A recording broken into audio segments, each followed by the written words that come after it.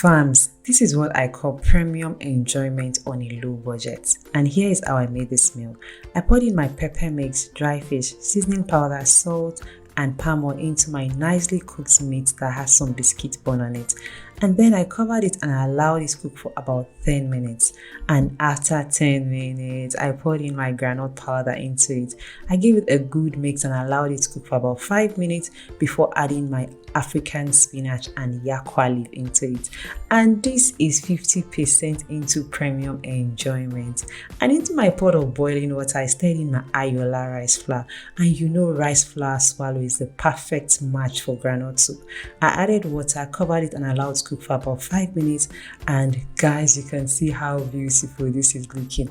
This is a perfect recipe for this festive season. It is inexpensive, easy to make, and very fast to make. Let me know what you think about this recipe.